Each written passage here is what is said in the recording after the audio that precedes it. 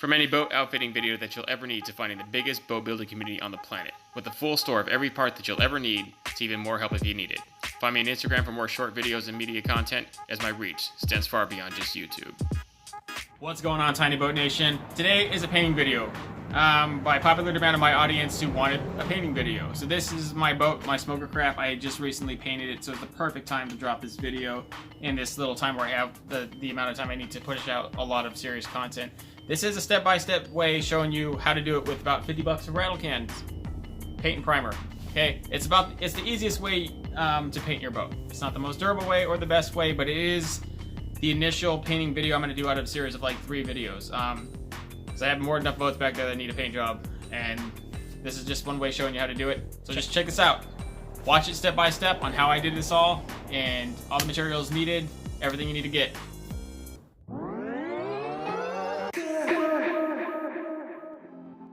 Okay, what I used was Krylon Automotive acrylic spray paint. I used the gloss black, and I used the Jason self-etching primer to pre-finish. I used these crimped wire wheels. I also tried using these like knotted wire wheels. They were terrible. They would almost chew right through the hole. Don't use them. I used Citrus Strip paint stripper gel that I applied with a paintbrush. I also used microfiber cloths with acetone to help decontaminate the hole after I cleaned it. And I used 350 grit sandpaper. It's all on my Amazon store, guys. Check the links below as you're watching the video. Matt rattle canned his Yak Killer, and that was actually still a really good paint job. It's lasted forever, and that was in and out of water. I think rattle canning is going to be okay if you're just going to go on and off the lake for periods of time. Now, if you're going to let your boat sit in the water for periods of time, or if you're going in salt water, then rattle canning is just not going to cut it. Then you're going to really need a high dollar anti-fouling paint or gel coat or whatever type of boat here is. I'm going to show you how to do it nice. So it's going to still look nice, still be very basic. We're going to pull it off. You don't need a million cans of spray paint, but you need a few. So this yellow stuff, this orange stuff you see is paint stripper, and this is what it did to the paint. This stuff went really bad. For this stuff, for whatever reason, I think that's like true anti-fouling water paint, because it is tough stuff to get off. It's gonna come off, but it took like 2 coats of this stuff. Let me see if it'll come off. Yeah, barely will start to come off now. This other stuff, just, you see it? I had to put it on with a paintbrush. It was this stuff. Citrus Strip. It's doing the job. Well, drill, because that handheld drill, though, was like a 20-volt drill. It was really good, but it was killing me, so try this thing out.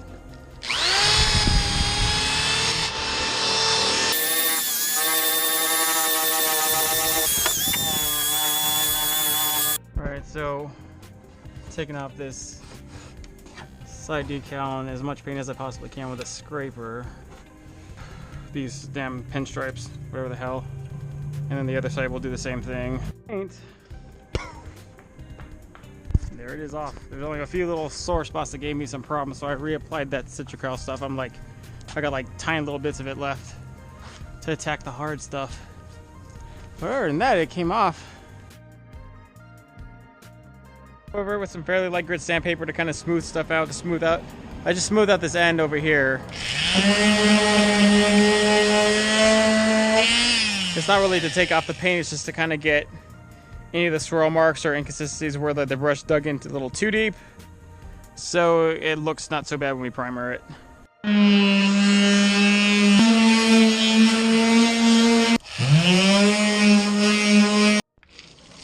Okay. Alright, so we're rinsing this thing off, and we're about to wash it.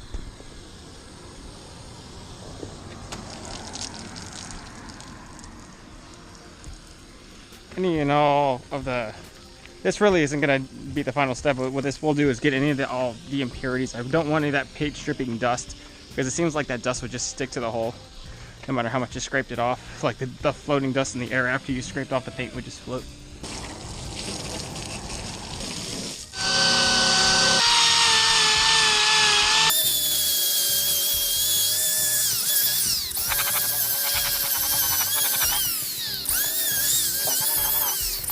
Alright, so I got all the rest of the paint off. A slightly more aggressive wire brush with thicker bristles than the other one, and a disc pattern. And It did fairly good. I went over it again with a polishing wheel because it got like the more finite stuff that I missed.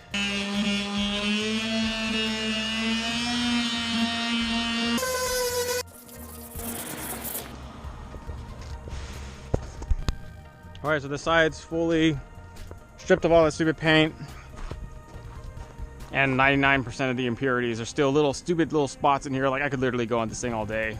There was something that happened here. I don't know if that's Bondo or what the hell that is, but there was like a serious damage here, and you can even see like right here there's a big dent. But somebody fixed that. I wonder what that is. Anybody know what would be here that did such a good job of like getting it, blending it with the aluminum, and still like just making a perfect finish? Whoever did that was a pro job. Okay, I'm using painter's tape. You want to use the painter's tape because that scotch tape, or not the scotch tape, but you know, the regular masking tape, it is really sketch to use. Sometimes it'll just like stick and never come off. A lot of times it'll use residue. This painter's tape is supposed to be the best to use to prep a surface.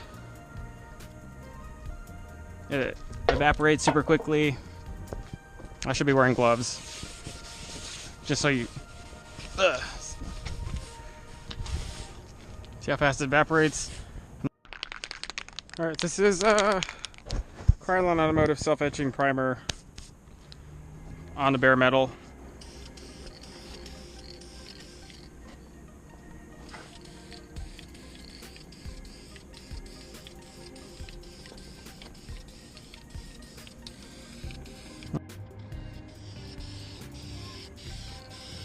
And there's other ones you can use. You can use the Rust-Oleum stuff. Zinc chromate. And I have it on my Amazon store, and it's also in the link in the description part of this video. It's supposed to be the best stuff. The top shelf self-etching stuff. So, I haven't tried that. It's like $12, $13 a can versus $4 a can. And we literally had no mess ups. Like literally the paint job, these raw can paint jobs we've done in the past few boats, so I've never documented them, have lasted for a long time. Relax. All right, I'm painting it like this. I just tape the edge. We're not gonna go too berserk here. Pipes on my last nerve. It needs to bend.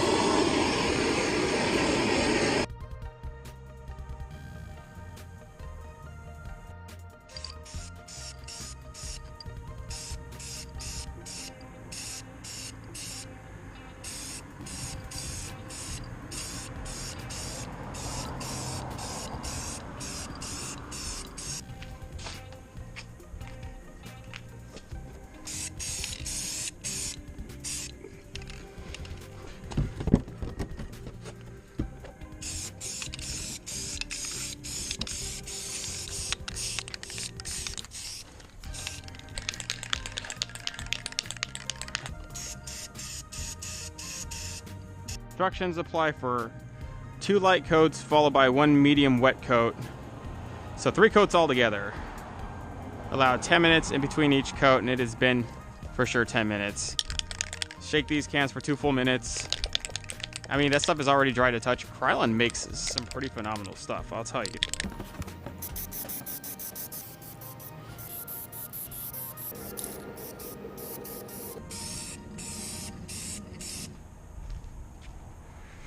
Okay, so now it's much more even. Not spray wise. Now my final coat, I'm going to be extremely meticulous than how I spray the whole thing. All right, now for the 3rd and final coat. Here we go.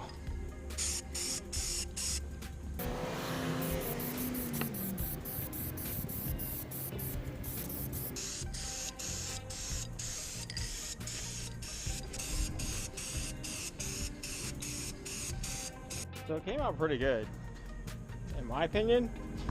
Came out really good for like 30-minute rattle can job.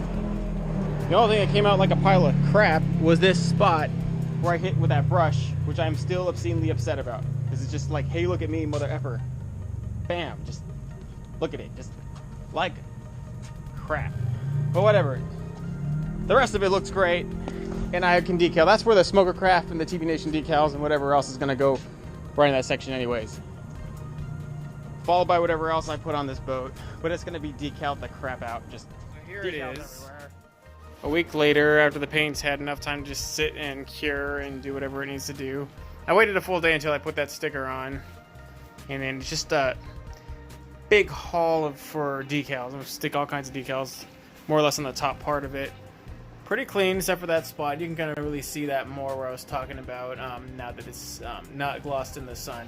But inside I used a different spray paint. I used, what was it? Stupid Krylon Fusion.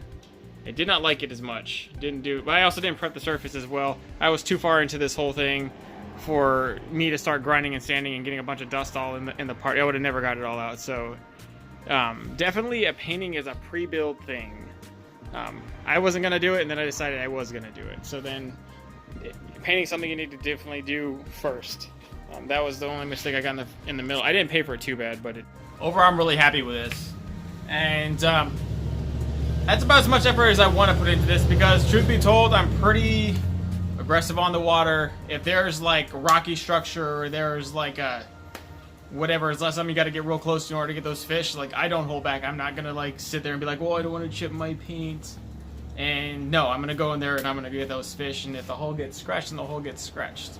So, and then it does get scratched, I won't go, oh, I put in all that work, because I could have really done this. I could have taken the boat, flipped it over, and then got some more expensive primer, got some like anti-fouling paint, like Rust-Oleum topside, and I could have tipped and rolled the whole thing, and it probably would have looked really good.